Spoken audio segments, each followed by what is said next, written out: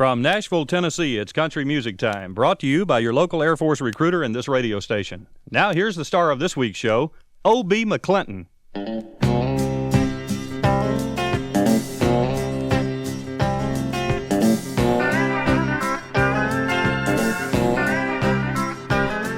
She used to watch them soap opera shows. She'd even watch them while she ironed my clothes.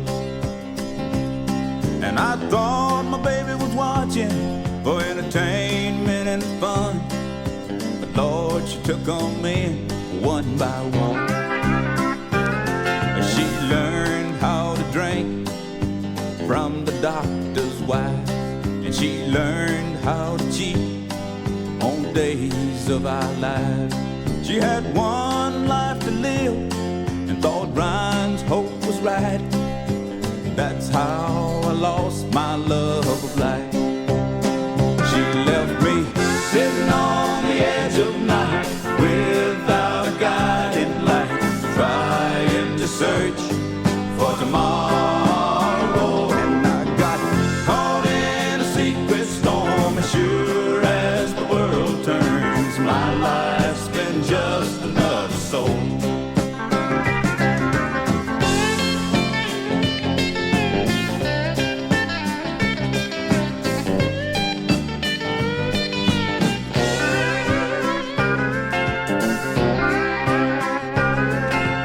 Just called all my children to General Hospital, 'cause the whole thing left me about breathless.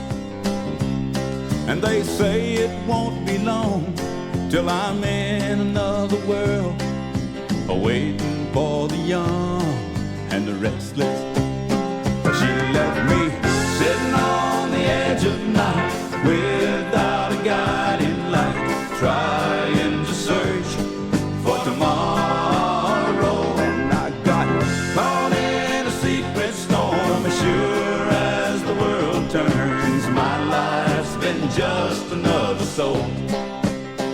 She left me sitting on the edge of night without a guiding light, trying to search for tomorrow. And hello and welcome to Country Music Time, O.B. McClinton. It's great to be back. You know, every time I get a chance to do the Air Force show, it takes me right back to my days in the Air Force. I love it. That's true. You spent, as you once said, many years ago, and I still remember this, as 4 years in a duffel bag drag. 4 years in a duffel bag drag, yeah.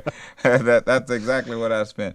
You've had a lot of success, but you've always just stayed just below reaching that star status. And you know, I'm glad too. During that time, every young artist, man, you want to break out of that bullpen, like a bucking horse and just tear them up, But you're not ready at that time. See, at 25 years old, you're not ready for all of the pressure that it put you in, and that's why you've seen so many artists that had a lot of success real young get spaced out, and they don't be able to function as normal human beings, And the thing that really shocked me and made me want to take my time and pay the dues, and just gradually let it come with age was when Elvis Presley died, to see a man, that was the biggest superstar in the world leave the world at 42, I said, my God, is this what I'm working for? I want to sit on the back porch at 90 and tell lies to my grandchildren. So paying the dues is necessary, is what you're saying, probably, to keep your sanity anyway. It's very necessary because, see, when your success go out in front of your chronological mental age, your development to handle, and it's dangerous because you take a guy off the street, and put him out on stage, with millions of people pulling after him and thinking that he's superhuman or something. And see, now I'm old enough to realize that the only stars in the world is the one that light up the universe. The rest of us are just good old boys who do what we do best. And as long as you can look, the worst thing that can happen to a person in this business is to start to believe your own hype. A guy put that build that big image, and that's the reason why I'm glad that not any of those images ever worked for me. You know, they start when I came into business. McClinton was supposed to be an Irish name, so all of a sudden they was gonna build me as the Black Irishman, and it was gonna blow this big image that I would have to live up to. And I said, I think about it now, I never heard of any such thing as a Black Irishman, you know. And then when they tried to blow this big chocolate cowboy image, you know, and I said, now that was ridiculous. You know, the only real black cowboy I ever heard of in the early West was an old boy named Cross-Eyed Clyde, and he never got very popular because, you know, he wasn't too good looking, you know. And my granddaddy used to tell me about him all the time, that Cross-Eyed Clyde was a black cowboy, and he rode a big white horse, and outlaws tried to push him around because his eyes was crossed. But if you put old Clyde on an outlaw's trail, said the odds was 10-1 that he was going to jail because he couldn't hide from Cross-Eyed Clyde. Sounds like a song. Come on now. A lot of good things that's been happening for you in the last few months, and one of them that I know that you're kind of excited about was you just wrote a song that's been recorded by the great one. Yeah, George Jones. George Jones is everybody's idol in country music. George Jones is what you call, I guess, the countryman singer. You know, I mean, he just can take a country song and just bend it and shape it any way he wants it. And I think when anybody think of writing a song, a country song, they have in mind, I'd love for George Jones to sing it.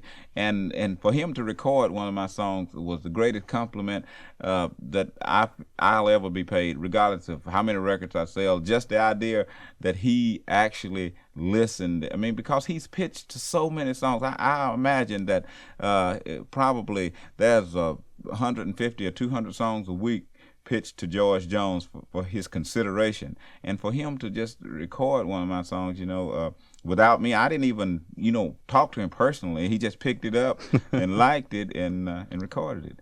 And George, wherever you are, thank you. I love you. Bless you, right? Yeah.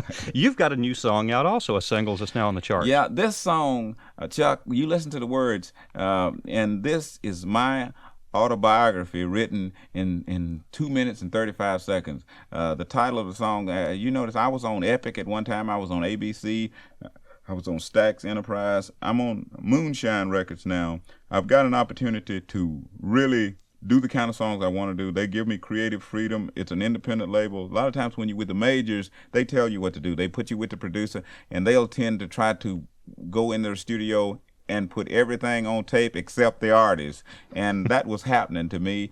And with this song, if you listen to the words, Honky Tonk Tan is my autobiography. If you can just listen to the words, and it says everything that I want to say, you know, because I have been in what some people call a kind of unique situation to be black and into country music, even though I never could understand why it was supposed to be so unique, because man, it's just millions of black people in the country, you know. But it was somehow or another in our society, it was hard for people to believe that Charlie Pride was a black country singer. And when I came along, it was really difficult for them to believe that there were two country black Americans, you know. I mean, isn't that ridiculous? I mean, I always said that you take a young kid off of the streets of New York City and bring him down to Nashville and record him, and they call him country. You get a black dude out of the hills of Arkansas, so country that he can look behind a cow and tell the price of milk and butter. And they record him. They tend to want to call him R&B. Sorry. Well, I know that you and I were raised down similar parts of the country here, Yeah. and until I joined, you know, high school or whatever, I didn't even know there was anything but country That's music. right. Where I was born, you know, I said that if I had to prove that I was country to anybody, if they just follow me home out 7 miles east of Senatobia, Mississippi, and when they get out there, they'll say, "Oh yeah, you country, all right," because it's so far in the country. Daddy used to have to go to town to get daylight. While we still have time, let's hear this song.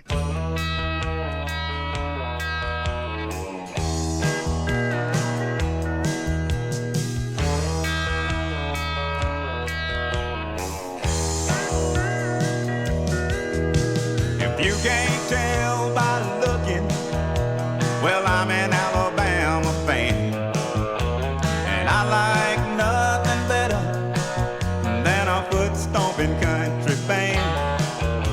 When I got home this morning,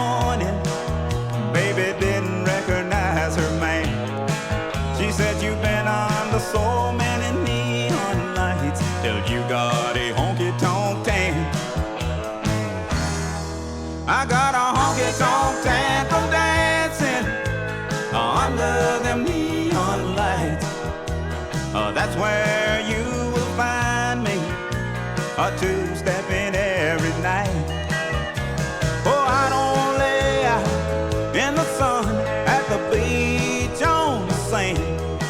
I just been under so many neon lights till I got a honky-tonk can.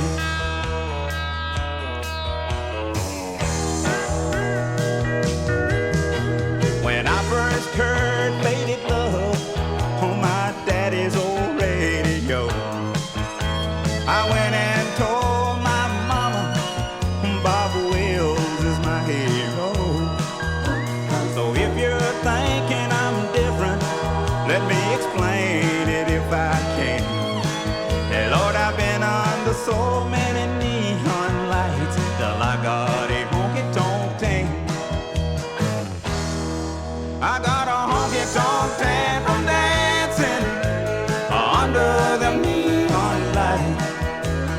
That's where you will find me, a two-stepping every night. No, I don't lay out in the sun, at the beach, on the sand. I just been under so many neon lights till I got a honky-tonk tan. I said I've been under so many neon lights till I got a honky-tonk tan.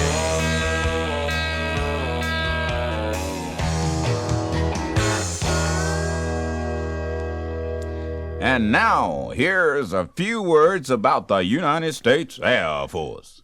You do that so well, I think I'll just let you tell them the whole story. Protecting the environment is serious business in the Air Force.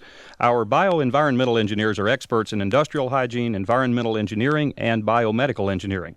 They have a unique role in protecting the health of Air Force people around the world. If you have a bachelor's degree in bioenvironmental engineering or any other related accredited engineering degree, this career field may be for you. The Air Force can send you to a 4-month course and give you a responsible position at one of our 115 locations worldwide. You'll have all the advantages of the Air Force great way of life, including 30 days of vacation with pay each year and complete medical and dental care. Ask an Air Force representative about a position as an Air Force bioenvironmental engineer. It could be the opportunity of a lifetime. And I tell you what we're going to do here, OB. We're just going to have to skip the normal format here and skip the third song because we're already running completely out of time as usual.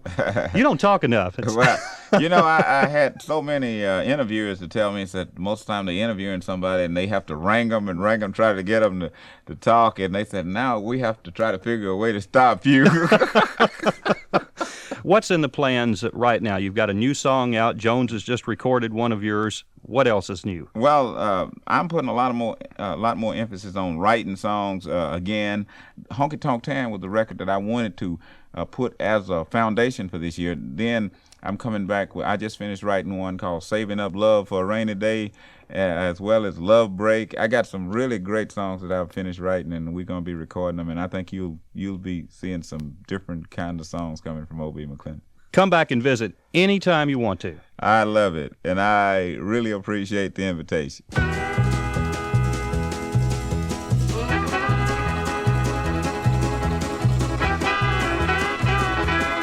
Country Music Time was recorded in Nashville, Tennessee, and was brought to you by your local Air Force recruiter and this radio station. Technical direction by Marvin Hughes. Engineering by Jack Logan. This is Air Force Sergeant Chuck Hausey saying thanks again to O.B. McClinton and reminding you to contact your local Air Force recruiter to get more details about Air Force experience. It could be your ticket to a great way of life.